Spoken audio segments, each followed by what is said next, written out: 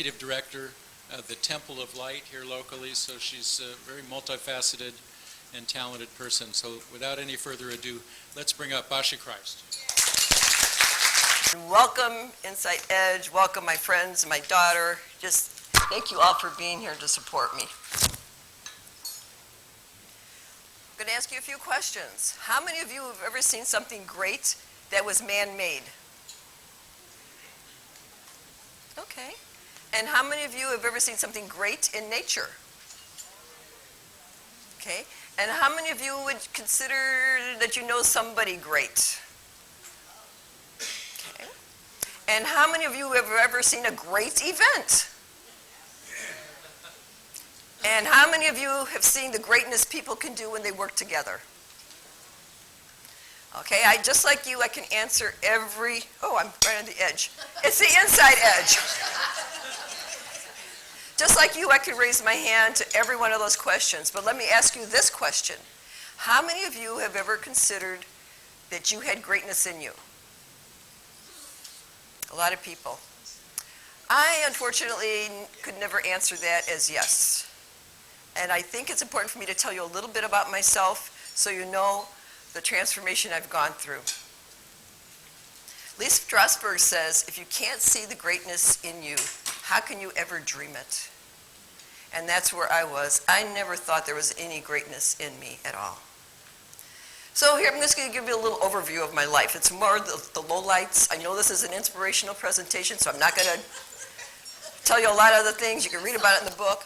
But let's just say I was born in Chicago in a blue-collar family, and the abuse started when I was 5 years old at the hands of my parents. By the time I was 12, I didn't believe in God anymore.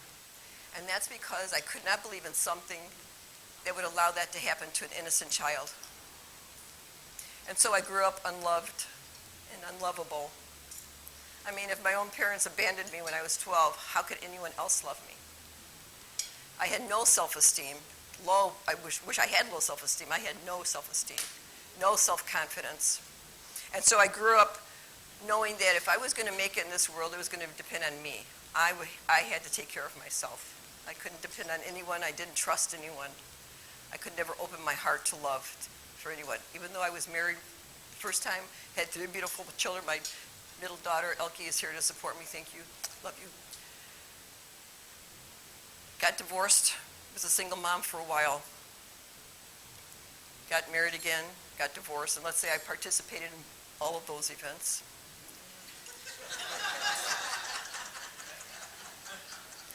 And if people who knew me back in Chicago would think I was a very successful businesswoman. I had a master's in marketing. I worked for Marriott and Sodexo and Service Master in the corporate headquarters. I flew all over the country, but my personal life was a mess. As I chose. It's a good picture of my life. Growing up without believing in anything is kind of a hollow kind of way to live.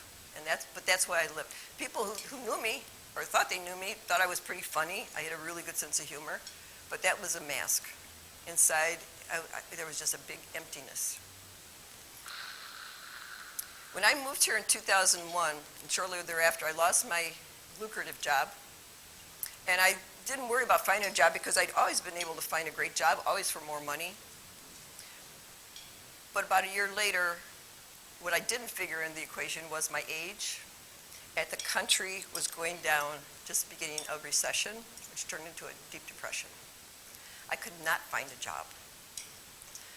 Well, my house had appreciated, and I was living on equity for a while. And then house prices went like this, and I was upside down. People understand. So I started working, going to chamber events where I met Francis and several other people, and just started networking the heck out of the chambers and trying to find business with small business people, helping them with their marketing. Unfortunately, a lot of my customers went out of business, owing me a lot of money. So I started living on credit card debt, always in the back of my mind thinking, I'll be able to find a job, I'll be able to find a job. And I couldn't. And I couldn't let my friends and family know what was going on because after all, they were going through their own financial problems. They had lost their jobs, they'd lost their investments, they'd lost their retirement funds. I couldn't tell them. After all, I was the one that people would come to me for help, and I was always able to help them, but I couldn't ask for help. And it all culminated on this day, August 14th, 2005. I thought it was the end. That day was going to be my end. I had suffered from depression and suicidal tendencies my whole life. My two older sisters committed suicide. And I know what it did to their children and their families when they did it. But I didn't want to be in pain anymore. I didn't want to die, but I didn't want to live like this. And so I did something that I hadn't done for 50 years. I got down on my knees, and I didn't pray. I yelled at God. I said, I never believed in you because you didn't believe in me. I want a reason to live. Help me. And I'd like to say that the heavens opened up and I heard God's booming voice saying, no problem, here, send in all the money. At that point, I had 32 cents in my pocket, no gas in my car, no job, and a pile of bills that were 2 or 3 months past due. God didn't send money. God didn't send me a job. But something inside me had changed. I felt a little seed of something. And I decided, not today. I'm going to wait. And so I waited for hours, waited for days, I waited for months. And nothing happened. 72 days later, a friend of mine came to the door. Now, at this time, I wasn't answering the phone. My friends will tell you, when I get like this, I don't answer the phone. I didn't answer emails. I became a cocoon because I didn't want to speak with anyone. I didn't want to tell anyone where I was at and how I felt. Because they would have said, oh, no, But if you haven't suffered from depression, you don't understand that it doesn't matter. Anyway, a friend came to my door, and she knocked on the door. No, she banged on the door. I know you're in there. Open up. You don't answer my calls. Open the door. And I was real quiet, thinking that she'd go away, but she didn't. She kept banging on the door. She said, I'm not leaving. And so I went to the door, and I saw the look in her eyes when she saw the way I looked. It was kind of a disheveled, kind of probably stinky. But she didn't say anything about how I looked. What she did was handed me a ticket. And she said, I'm going to be here in 2 days. I'm picking you up at 6:30. We're going to the women's conference in Long Beach. Hosted by First Lady Maria Shriver at the time. I didn't know what it was. I didn't know what it was about. But I was ready at 6:30 in the morning, and I think when I opened the door, she was happy that I kind of cleaned up a bit. And so we drove to the conference, and we looked at the different breakout sessions. There were group sessions, and then there were also breakout sessions that you could sign up for. And the first one I signed up for, Marilyn Van Derber was one of the participants. Now, you might not know who she is, but she was 1958 Miss America. But she didn't speak about her life as Miss America. What she spoke about, and I was shocked that someone would speak about this in public, she spoke about how from the time she was 5 until 18, she was molested by her father. And what was even more shocking is that they were the creme de la creme of Denver society. Everyone thought they had the perfect family.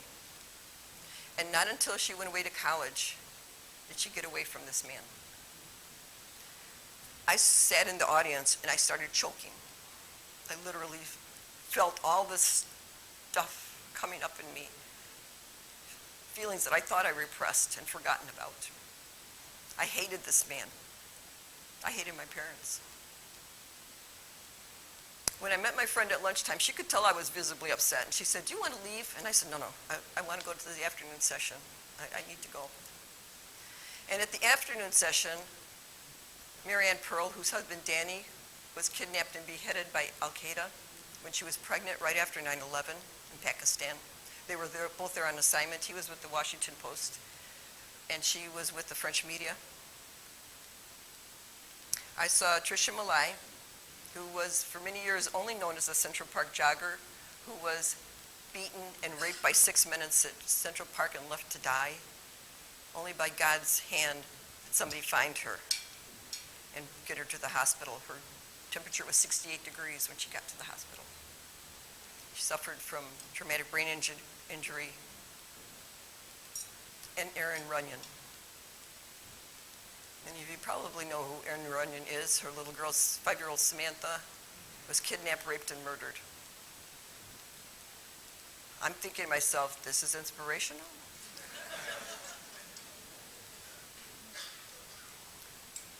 But they didn't dwell on those things. What they spoke about, what they had taken, that horror, and turned it into something good, just as Marilyn had done. Marilyn now speaks to children who are sexually molested by their parents and close friends, which is most where the incest comes from. And Tricia now speaks to rape victims and people who suffer from traumatic brain injury. Marianne Pearl has become a peace advocate. And when I interviewed her and asked, don't you hate the terrorists for what they did? And she said, no, because if I did, I'd be just like them. I forgave them. And Erin began the Joyful Child Foundation. And I'll tell you a little bit more about her in a minute. I'm going to admit something that I didn't admit for a long time. I was jealous of these women. Not because of what they went through. What they went through was millions of times worse than what I experienced. What I was jealous about was the fact that they overcame it. They turned their horror into something beautiful. I hadn't done that. I lived as a victim.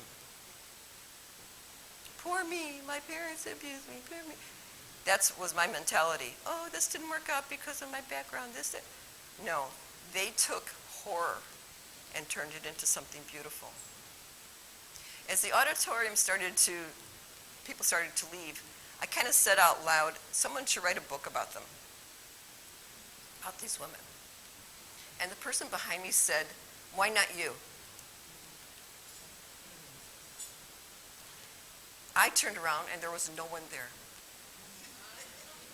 Yet that voice was as clear as my voice is today. There was no one there. I suddenly, as I am now, I got goosebumps. I jumped up from my seat, ran to 3 of their book signings in Erin's booth, and I pitched Women Rising from the Ashes.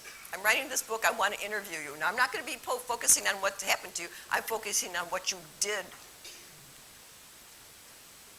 I wasn't writing a book.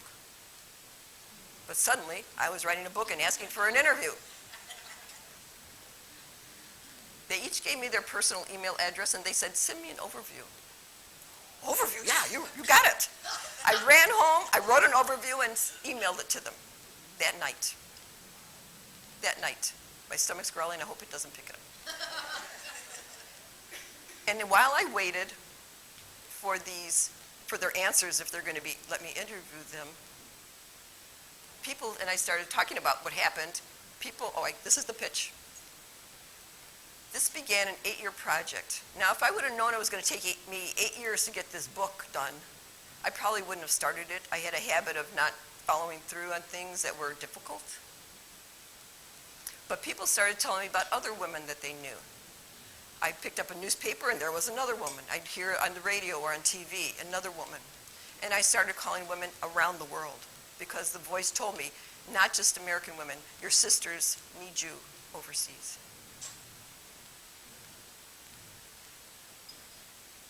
Les Brown says you must remain focused on your journey to greatness, but I didn't. 8 years. I was not continually working on that book for 8 years. Oh, no. You do. As I sent the book proposal to agents and publishers,